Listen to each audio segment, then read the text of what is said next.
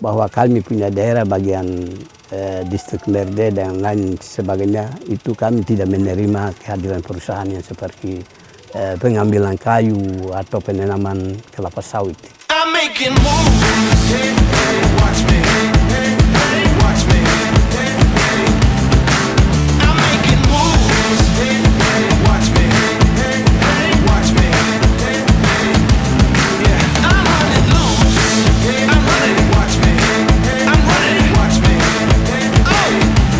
Yeah, I keep making those moves, making moves, making moves.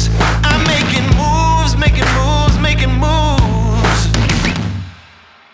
Saya merasa itu menjadi ketakutan buat saya sendiri bahwa itu kalau terjadi pada lingkungan atau hutan saya, jika suatu saat nanti terjadi pada saya, maka dari sekarang yang saya minta untuk pemerintah punya perhatian untuk hutan adat.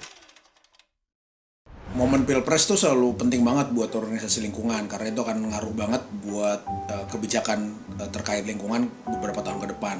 Di Pilpres 2019 lalu tuh Madani Berkelanjutan, klien kita di proyek ini, ajak kita untuk bantu membuat narasi baru, narasi yang menengahi kejadian di 2014 yang lebih adem lah. Maka kami came up dengan kampanye temenan lagi. Intinya setelah Pilpres, siapapun presiden terpilih ya kita harus temenan lagi untuk kepentingan bersama, salah satunya adalah kelestarian lingkungan. Salah satu bagian dari kampanye temenan lagi ini adalah kami berangkat ke Papua. Kami mau memperlihatkan ekstremitis nih. Banyak orang Indonesia melihat bahwa Papua tuh hutan indah, hutan lebat. Tapi kenyataannya di balik itu hutan-hutan ini udah ada izin untuk diolah gitu.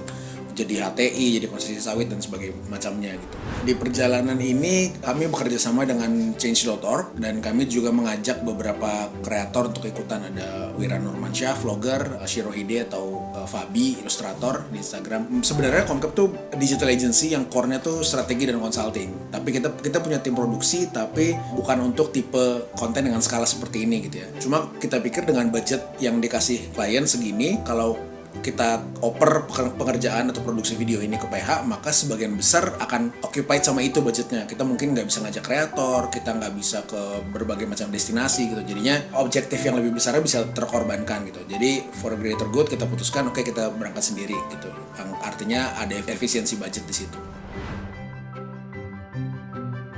Di fase pre-pur tuh lumayan sulit tuh karena kontak kita di sana tuh kan dari LSM lokal namanya Panah Papua. Mereka kantornya di Manokwari. Komunikasi mereka cukup sulit karena kendala sinyal, dan itu pun mereka terakhir pernah ke lokasi tempat kita akan syuting itu di Merde kurang lebih setahun sebelumnya. Jadi mereka nggak tahu situasi terbaru tuh seperti apa. Kita menebak-nebak aja dari situ. Kita harus bawa alat apa aja. Walaupun hamin sekian tuh ada tim advance yang berangkat, mereka buat telepon satelit, tapi tetap aja itu susah dihubungin. Jadi ya dengan situasi itu kita harus berangkat, memperkirakan apa aja yang harus dibawa dan itinerary seperti apa. Pada akhirnya saya memutuskan untuk pakai metode run and gun. Jadi meringkas beberapa peralatan tapi tetap memilih alat-alat yang memang esensial untuk dibawa gitu. Kayak tentunya body kamera dan bawa beberapa lensa yang memang fungsinya tuh ada untuk landscape, ada untuk human interest gitu.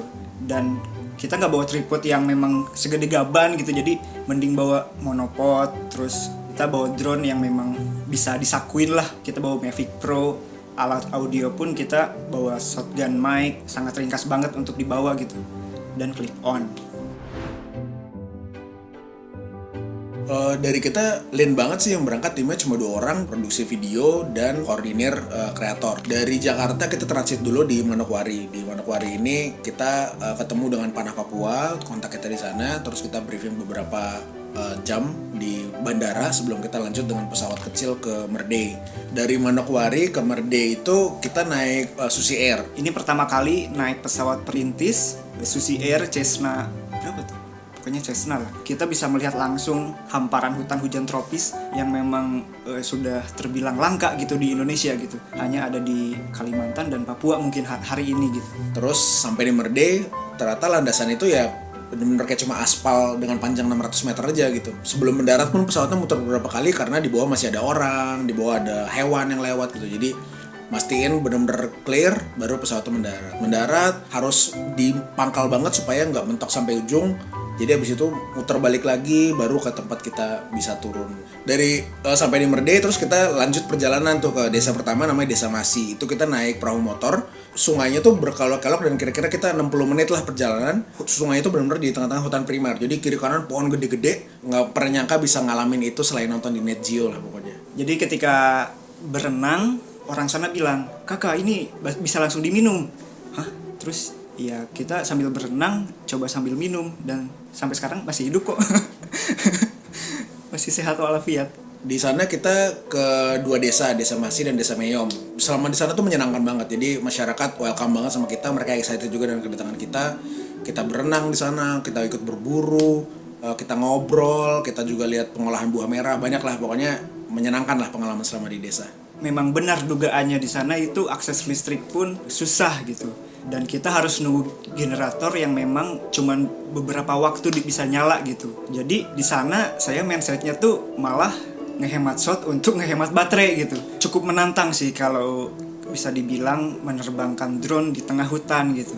Tapi setelah dicoba ternyata sinyalnya aman gitu, dan kita nerbangin drone di antara dahan-dahan pohon, ranting-ranting pohon. Itu cukup menantang sih.